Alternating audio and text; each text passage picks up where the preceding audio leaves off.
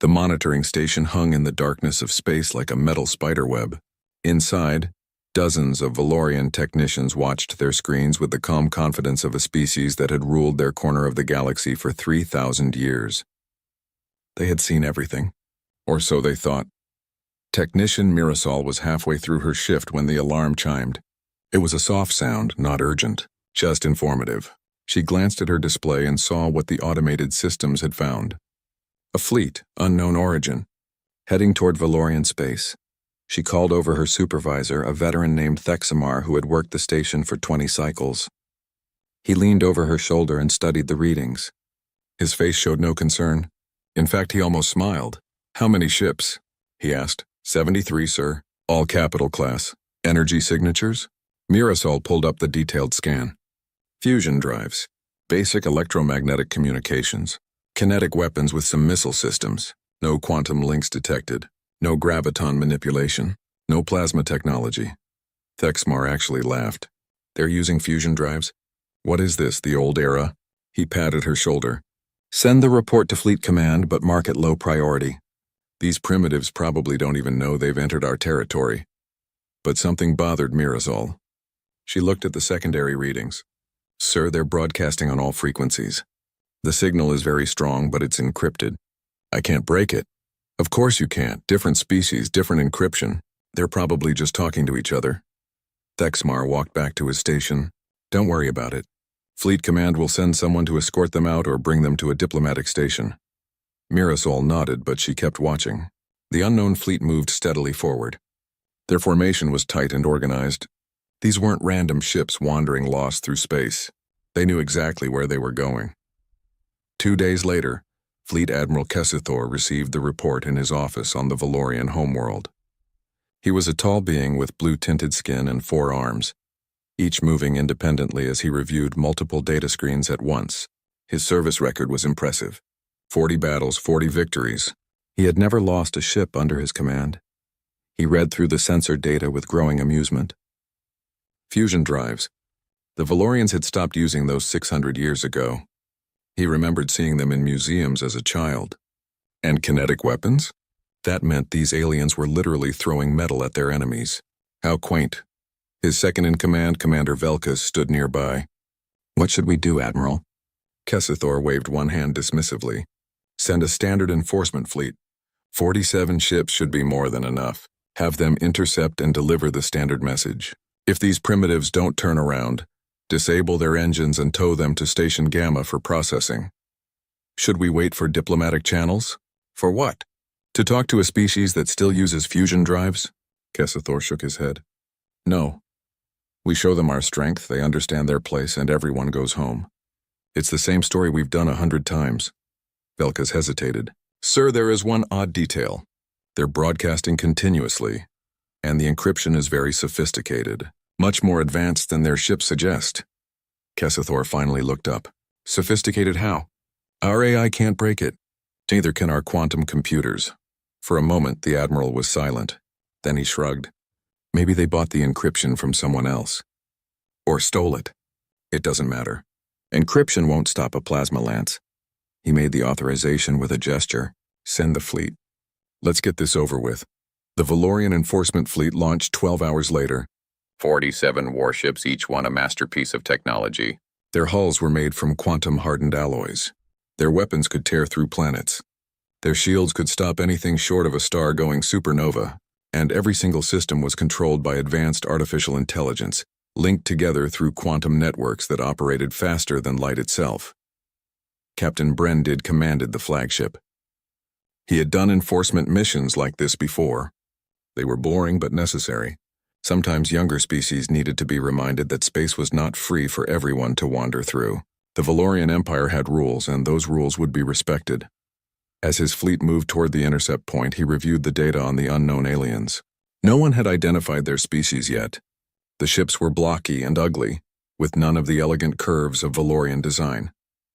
They looked like flying boxes with engines attached. "Primitive indeed. Status report," Brendid ordered. His AI responded immediately in his mind through his neural link. "All ships ready. Weapons charged. Shields at maximum. Estimated contact in 3 hours." Brendid settled into his command chair. 3 hours. Then a short conversation. Then home in time for his daughter's birthday. Easy.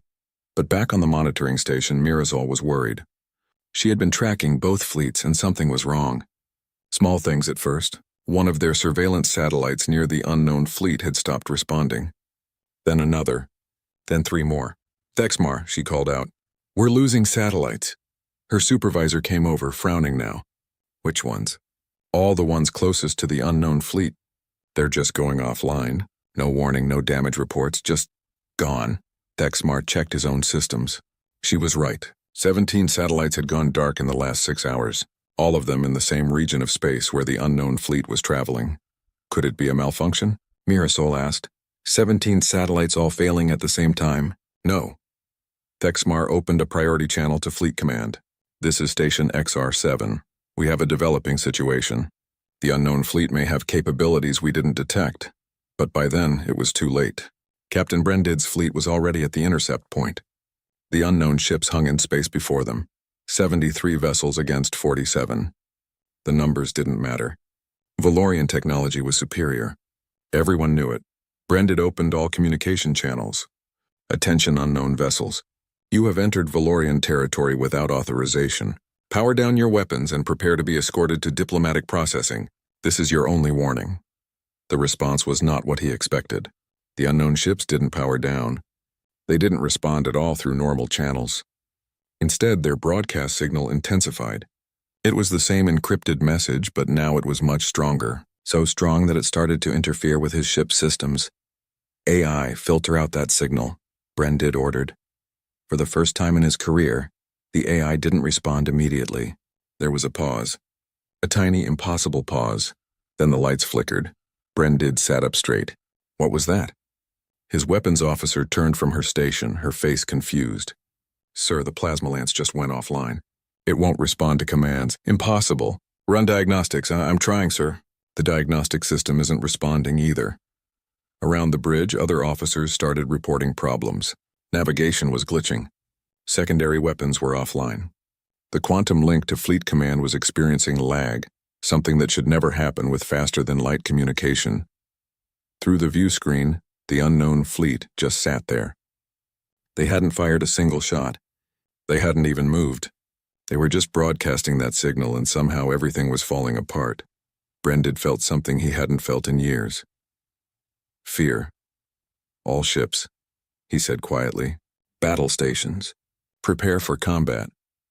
But deep down, he wondered how you fought an enemy that destroyed you without firing a weapon.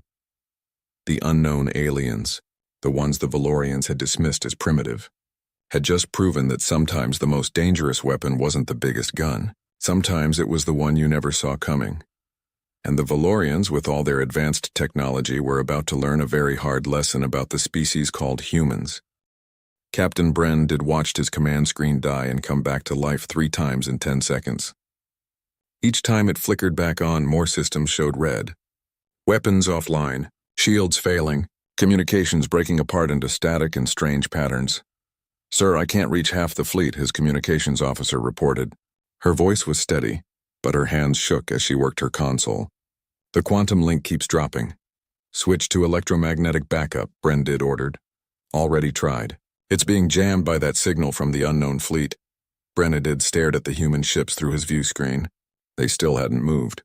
They just floated there in the darkness, broadcasting their encrypted message. No weapons fire, no visible attacks. Just that signal. Growing stronger every minute. "Weapons status report." The weapons officer slammed her fist on her console in frustration. "Plasma lance won't initialize. Particle beams are offline. Even the kinetic backup systems are frozen. Sir, it's like something is reaching into our computers and turning everything off. That's impossible. Our systems are quantum encrypted. Nothing can hack them." "I know, sir. But look." She transferred her display to the main screen. Brendid saw the diagnostic readout. System after system was failing, not from damage but from internal errors. Cascading failures that spread through the ship's network like a disease. The AI that normally spoke in his mind through his neural link was silent. That scared him more than anything else. The AI never went silent. It was always there, always ready with information and tactical advice. Now there was just emptiness where it should be. All ships, this is Captain Brendid. Retreat to fallback position Gamma. Execute now. Only 12 ships responded. The others were either too damaged to move or couldn't receive the message. Brendid watched in horror as 3 of his ships drifted helplessly, their engines dark. Inside those ships were 300 Valorians each. Good people. His people. Engineering, I need engines. Now.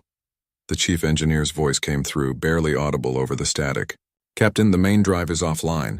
We're running on emergency thrusters only. Whatever is affecting our systems is deep in the code. It's like the ship is forgetting how to be a ship. Then the lights went out. Emergency lighting kicked in after 3 seconds, bathing the bridge in red. But those 3 seconds of complete darkness felt like an eternity. Brendid heard someone crying quietly at their station. He couldn't blame them. Sir, his science officer called out, I'm detecting massive electromagnetic activity from the unknown fleet. It's not just a broadcast, it's a weapon. Some kind of directed energy that's overloading our systems. But our shields should stop electromagnetic attacks. Our shields are designed to stop physical attacks and directed energy weapons. This is different. It's like they're not attacking the ship. They're attacking the information itself, the data that makes our systems work. Brendid tried to understand. The Valorians had built their entire civilization on quantum networks and artificial intelligence.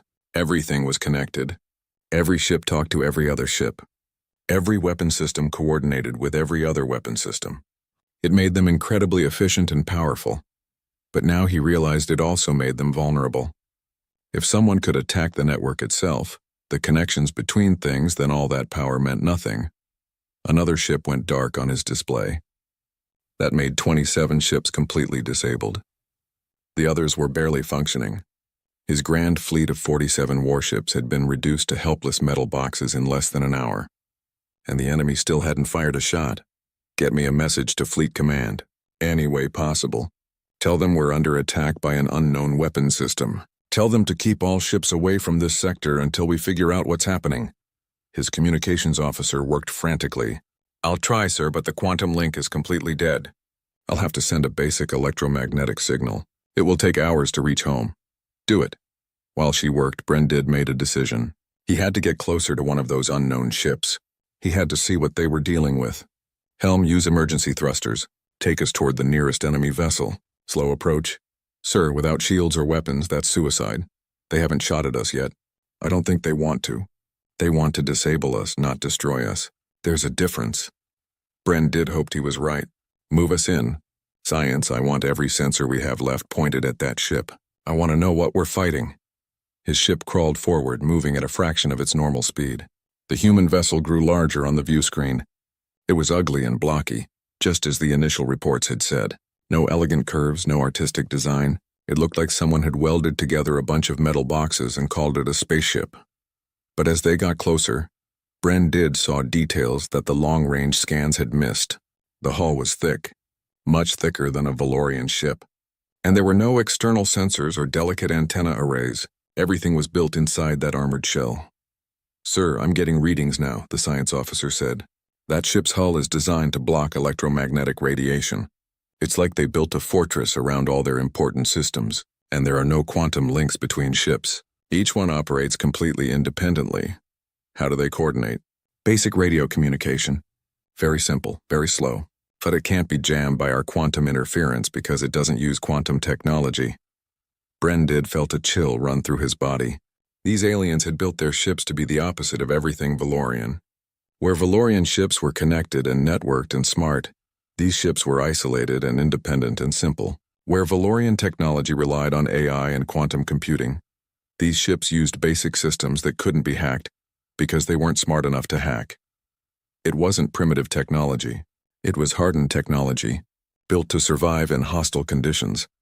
Sir, we're receiving a transmission from the unknown fleet. It's on basic electromagnetic frequencies. Audio only. Play it. For a moment, there was only static. Then a voice came through. It was rough and mechanical, translated by a computer from an alien language, but the words were clear. Valorian vessels, you entered our contested zone without permission. You came here expecting an easy fight. You were wrong. We have disabled your fleet to prove a point. We can give you back your systems, or we can keep you floating in the dark until your life support fails. The choice is yours. Brendid's blood turned to ice. Who are you? We are humans, and we are done being ignored. The transmission ended. The bridge was silent. Everyone stared at the view screen, at the ugly human ships that had destroyed an entire Valorian fleet without firing a single conventional weapon. The science officer spoke quietly. Sir, I just realized something. They offered to turn our systems back on. That means they have complete control. They could shut us down permanently if they wanted. Why haven't they? I don't know. Maybe they really don't want to kill us. Far away on the Valorian homeworld, the effects of the human attack were just beginning. Power grids flickered in 3 major cities. Traffic control systems crashed, causing chaos in the airways. Banking networks went offline, trapping billions of credits in frozen accounts. In the Capitol building, Fleet Command was in emergency session. They had lost contact with Captain Brendid's fleet. Worse, they were starting to lose contact with each other. The quantum network that held their civilization together was failing. One admiral stood before the gathered leaders. We need to understand what's happening. This isn't a normal attack. This is something we've never seen before. Should we send another fleet? With what? Half our ships are reporting system failures. The ones that still work are barely functional. Whatever the humans did to Brendid's fleet, it's spreading through our entire network. An older counselor raised her hand. If the network is the problem, can we shut it down? Disconnect everything? And do what? Go back to the old ways? We haven't operated without AI assistance in 300 years. Our people don't even remember how. The younger generation has neural implants connected to the network. If we shut it all down, millions could die. The room fell silent. They had built their entire civilization on advanced technology, and now that technology was killing them. On the monitoring station where this had all started, Mirasol watched her screens go dark one by one. She looked at Thexmar. Sir, what do we do? Her supervisor sat down heavily in his chair. He suddenly looked very old and very tired. I don't know, Mirasol. For the first time in my life, I honestly don't know. In the darkness of space, 73 human ships continued their broadcast. The message was simple once you understood it. It said that humanity had tried diplomacy and been ignored.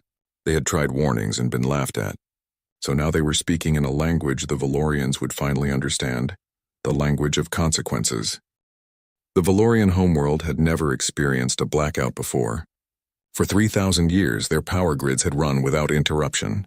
Their technology was perfect, their systems infallible, until they weren't. Dr. Velrin stood in her dark apartment looking out at the city below. Usually the capital was a beautiful sight at night, with millions of lights creating patterns that stretched to the horizon. Now whole sections were dark. The lights that remained flickered uncertainly, like stars dying in the distance. She was a xenoanthropologist, someone who studied alien cultures and behaviors. For 20 years, she had worked in her quiet university office, researching species that the Valorian Empire had encountered and absorbed into their sphere of influence. It was good work, peaceful work, but tonight the government had called her. They needed her expertise. They needed to understand the humans. The military transport arrived an hour later, its engines sputtering and coughing. Even the transport systems were failing. The pilot apologized 3 times for the rough flight to the Capitol Command Center. Velrin told him it was fine. Everything was falling apart. A bumpy ride was the least of their problems.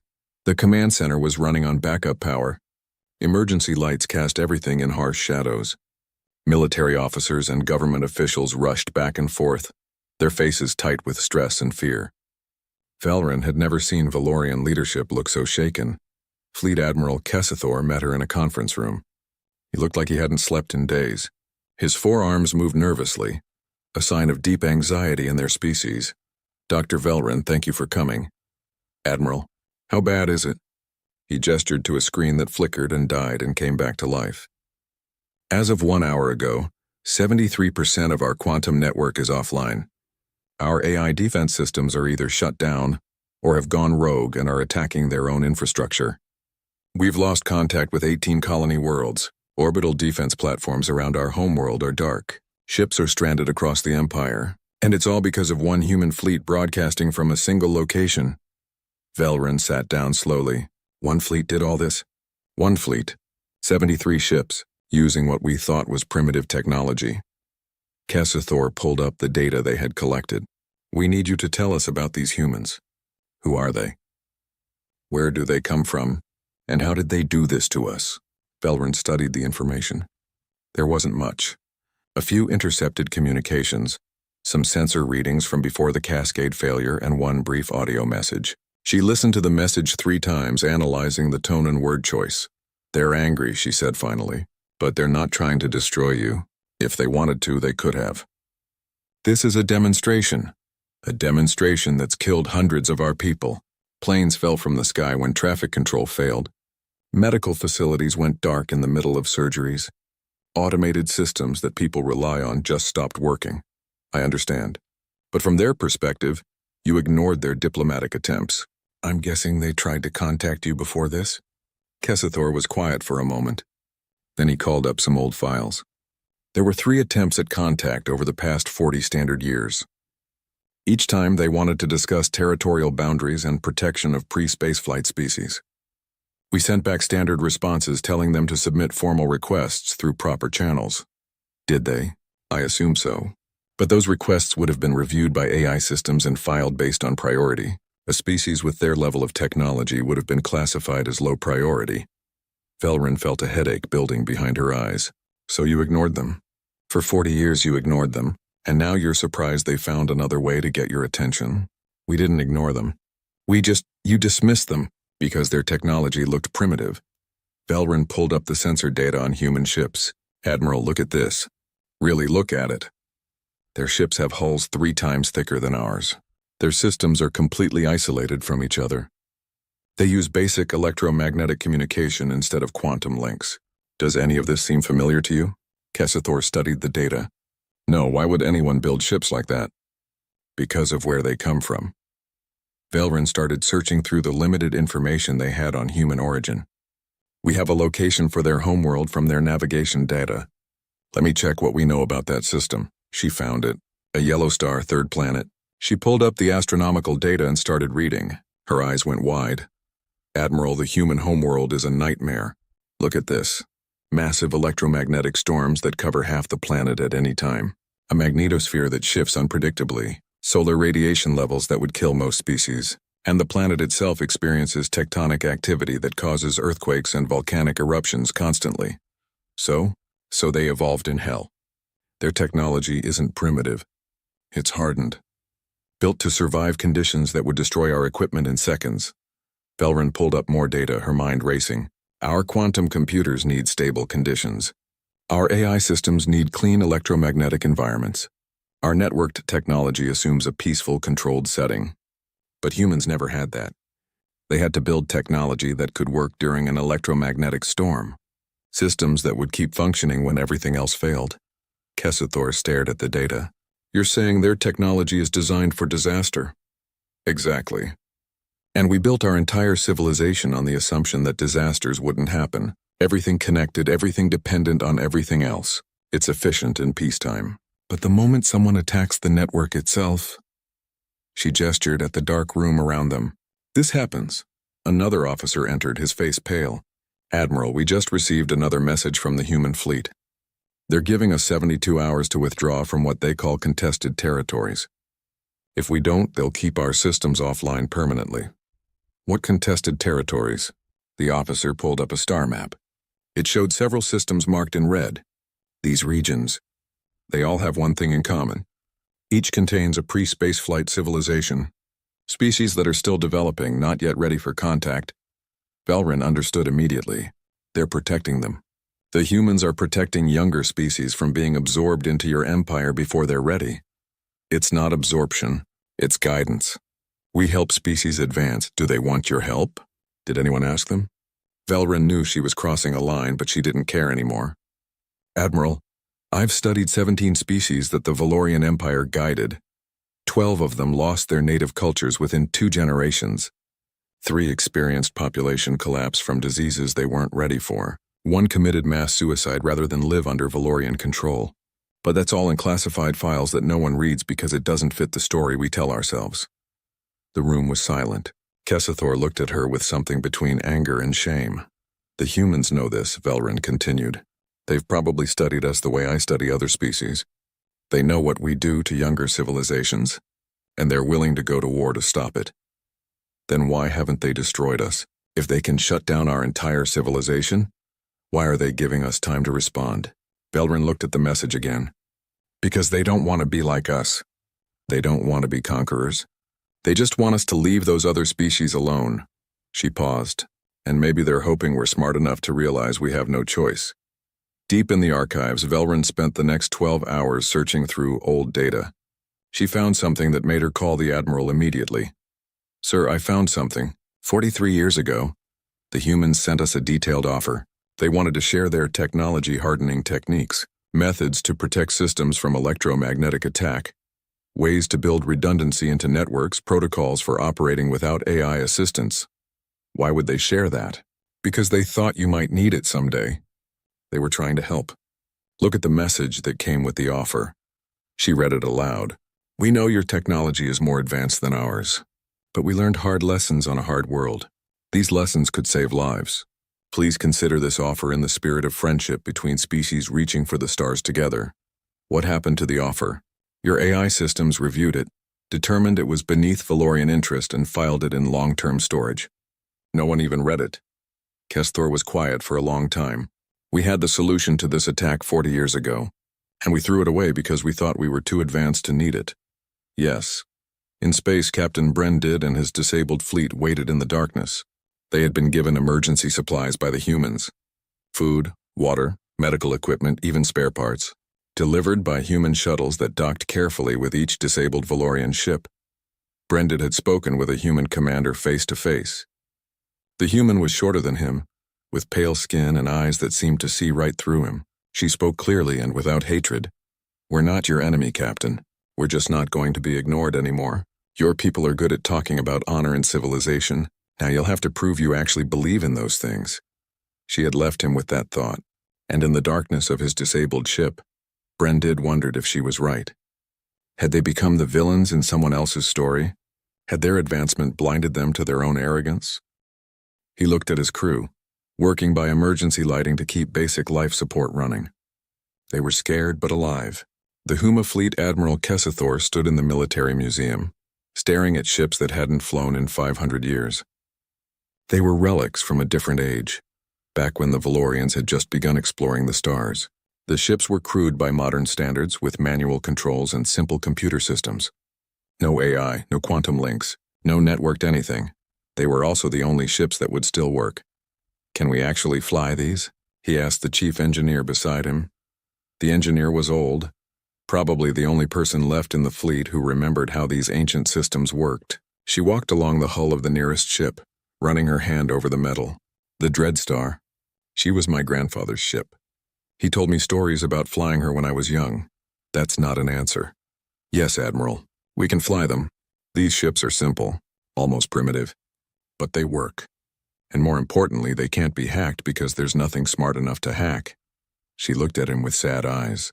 You're really going to fight, aren't you? Even after everything that's happened? What choice do we have?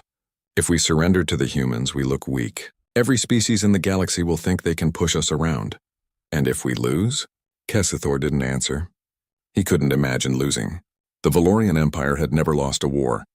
Even with their modern fleet disabled, even fighting with museum pieces, they had to try. Pride demanded it. Honor demanded it. Or maybe it was just stubbornness. Over the next 40 hours, they assembled a fleet of 72 ships. All of them were ancient. Some had been restored for display and actually functioned. Others had to be repaired by engineers working around the clock. They pulled crews from the disabled modern fleet. Anyone with combat training who was willing to fly in a ship with no shields, no AI support, and weapons that were basically historical artifacts. Kesethor took command of the Dreadstar himself. If he was going to send people into battle with outdated equipment, he would lead from the front. It was the least he could do. Captain Brendid volunteered to join him. After being disabled and humiliated in his modern ship, he wanted a chance to fight back. Kesthor gave him command of the Valor's Edge, another museum ship that had once been famous for its speed. The ancient fleet launched from the Valorian homeworld. Their engines were loud and inefficient compared to modern drives. Their acceleration was slow, but they moved, and that was more than the rest of the fleet could say. Dr. Velrin tried to stop them. She stood on the command deck before they left, pleading with Kesthor to reconsider. This is madness. The humans have already proven they can defeat our best technology.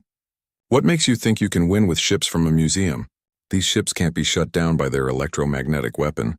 We'll fight them conventionally, ship to ship, and we'll show them that the Valorian Empire doesn't surrender. Even if it means more deaths? Even if it means nothing? Kesthor looked at her. It means everything. If we don't fight back, we lose more than this battle. We lose who we are. Velrin shook her head. I hope you survive long enough to realize how wrong you are. The journey to the human fleet took 3 days. The old ships were slow and they had to navigate carefully without the AI systems that normally plotted perfect courses. More than once they had to manually adjust their path to avoid asteroids or gravitational wells. It was exhausting work that reminded everyone how much they had relied on automation. When they finally reached the human position, Kesthor was surprised to see that the human fleet was still there, waiting. They hadn't moved. They hadn't left. It was like they knew the Valorians would come back for a second fight. All ships battle formation, Kesthor ordered over the basic radio system. Weapons ready. When I give the signal, we attack together. No mercy, no hesitation. For Valoria. 72 voices responded. For Valoria. The ancient fleet charged forward. Without shields or advanced systems, they relied on speed and numbers. The plan was simple. Get close enough to use their kinetic weapons and missiles. Overwhelm the humans through sheer firepower. The human fleet responded differently than before. This time they didn't just broadcast. They moved. Their ships spread out into a loose formation. Not organized or optimal, just scattered. It looked chaotic to Kesthor's tactical mind. There was no pattern, no mathematical perfection. Then the humans opened fire. Kinetic rounds and missiles filled the space between the fleets. The Valorians had expected this. What they hadn't expected was the volume. The humans fired everything they had all at once. It was wasteful and inefficient. Any AI would have calculated better firing solutions, but it was also terrifyingly effective. The Valorian ships had no shields. When the human rounds hit, they punched straight through the hulls. 3 ships exploded in the first 30 seconds. 5 more were crippled and spinning out of control. Kesthor gripped his command chair. Return fire. All weapons! The Dreadstar's old plasma cannons charged up and fired. The beams were slower than modern weapons, but they still hit hard. One human ship took a direct hit to its engines and went dark. Another lost half its hull but somehow kept fighting. Its crew apparently working in a section of the ship that was open to vacuum. How are they still fighting? Someone shouted on the bridge, the old engineer answered. Redundancy. Their ships are divided into sections. Even if half the ship is destroyed, the other half can operate independently. It's a terrible design by our standards, but it means they're very hard to kill completely. The battle turned into chaos. Without AI coordination, both sides fought on instinct and training. The Valorians tried to maintain formation. The humans seemed to fight individually, each ship making its own decisions. It looked like madness, but it worked. A human ship rammed straight into the Valor's edge. Captain Brendid's ship spun away. Its hull breached in 3 places. He ordered emergency bulkheads sealed and kept fighting from the part of the ship that still had air. Kesthor watched in horror as more of his ships were destroyed. Not disabled this time. Actually destroyed. Crews dying. Ships breaking apart. This wasn't the clean, surgical warfare of modern combat. This was brutal and ugly and real, and the humans were winning. Admiral, we've lost 30 ships. We need to retreat. No, we keep fighting. Sir, we're going to lose the entire fleet. Kesthor looked at the tactical display. It was true. They were losing badly. The humans had better ships for this kind of fight. Their designs were built to take damage and keep functioning. Valorian ships, even the old ones, were built for an elegant kind of warfare that didn't exist anymore. Then something happened that changed everything. A Valorian ship was hit and started venting atmosphere. The crew was dying, and a human ship approached it not to finish it off but to help. The humans latched onto the damaged Valorian ship and started transferring emergency supplies. In the middle of a battle, the humans were trying to save Valorian lives. Why would they do that? Someone on the bridge asked. Kesthor understood. Because they're not trying to destroy us. They're trying to teach us. He opened a channel to all his ships. Ceasefire. All ships cease fire immediately. Sir? That's an order. Stop shooting. Slowly, painfully, the Valorian ships stopped firing. The humans stopped too, almost instantly, like they had been waiting for it. The space between the fleets was filled with debris and disabled ships and bodies, but the fighting was over. A transmission came from the human fleet. The same rough translated voice from before. Valorian commander. Do you want to keep fighting or do you want to talk? Kessathor looked at what remained of his fleet. 40 ships lost. Hundreds dead. And for what? To prove a point that didn't matter anymore? I want to talk, he said quietly. Good. Hold your position. We're sending shuttles with medical supplies for your wounded. After that, we'll discuss terms. The channel closed. On the bridge of the Dreadstar, everyone was silent. They had lost. Not just the battle, but something more fundamental. They had lost the illusion that they were invincible. Kessathor thought about Velryn's words. She had asked what they would win by fighting. Now he knew the answer. Nothing. They would win nothing. They had just been too proud to admit it before. Human shuttles approached the damaged Valorian ships. They brought medical teams and emergency supplies. The humans worked alongside Valorian crews to save the wounded. Some of the Valorian soldiers were suspicious at first, but most were too tired and hurt to care. Help was help, no matter where it came from. On one of the damaged ships, a Valorian soldier asked a human medic, "Why are you helping us? We were just trying to kill you." The human medic looked up from the wound she was treating. Because the fight's over. And because letting you die would make us as bad as you thought we were. The soldier didn't understand, but he was grateful anyway. Back on the Dreadstar, Kessathor prepared to meet with the human commanders. He didn't know what they would demand. Surrender terms, probably. Maybe executions. He had been prepared to die in battle. Now he had to be prepared to live with defeat. He looked at his 4 hands. They were shaking. For the first time in his long military career, Fleet Admiral Kessathor was genuinely afraid, not of dying. He had never feared that. He was afraid of what came next. Of facing his people and admitting they had been wrong. Of what? The human ambassador was not what Kessathor expected. She was old, with gray hair and scars on her face that spoke of a hard life. She wore a simple uniform with no decorations or medals. When she stepped onto the Dreadstar, she moved like someone who had spent a lot of time in space, compensating for the artificial gravity with practiced ease. Behind her came 2 others. One was a young man carrying a datapad. The other was a soldier, armed but relaxed. The soldier had a kind face that didn't match the weapon at her hip. The ambassador looked around the damaged bridge and nodded slowly. "I'm Ambassador Chen. Thank you for agreeing to talk instead of die." That took courage. Kessathor felt his pride sting, but he kept his voice level. "I want to know your terms. What do you want from us?"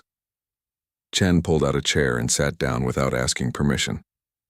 It should have been insulting, but somehow it just seemed tired. "I want the same thing we wanted 40 years ago when we first contacted you. I want you to leave the protected zones alone. That's it. That's all. That's all. Pull your ships back from the 7 systems we marked. Stop interfering with pre-spaceflight species. Let them develop on their own terms. Do that and we'll turn your networks back on and leave." Kessathor couldn't believe it. "You disabled our entire civilization, killed hundreds of our people, destroyed our fleet, and all you want is for us to leave some primitive worlds alone?" Chen's face hardened. "Those primitive worlds have names. They have cultures and dreams and futures. And yes, that's all we want. We're not here to conquer you or humiliate you. We're here to protect species that can't protect themselves from you. We were helping those species advance." "Were you?" Chen pulled out a datapad and started reading. "The Corvin people. You made contact with them 70 years ago when they had just invented radio. You gave them technology they weren't ready for. Within 20 years, their culture collapsed. They fought 3 civil wars over who got to control the Valorian technology. Half their population died. The survivors are completely dependent on you now. They can't even grow their own food without your systems." She looked up at Kessathor. "Is that help? We didn't intend for that to happen. But it did happen, and it keeps happening, because you're so sure you know what's best for everyone else." Chen's voice was tired, not angry. We've been watching you for 50 years. We've seen what you do, and we're done watching." The young man with Chen spoke up. "Admiral, we don't hate you. We actually respect a lot of what your civilization has accomplished. But you have a blind spot. You can't see the damage you do because you're so convinced you're doing good." Kesuthor was quiet for a long moment. Then he asked, "Why did you help our wounded? In the battle you could have let them die." Chen smiled, and it was genuine. "Because we're not monsters. We fight when we have to. We kill when we have to.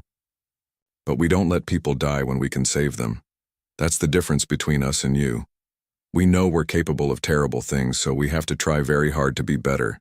You think you're already better, so you never try." The words hit harder than any weapon. Kesthor thought about all the species the Valorian Empire had absorbed, all the cultures that had been lost, all the civilizations that had been transformed into lesser copies of Valoria. He had never thought of it as destruction before. He had always believed it was progress. "How do we fix it?" he asked quietly. "You can't fix what's already broken. But you can stop breaking new things." Chen leaned forward. "Here's what we're offering. We'll restore your networks and technology.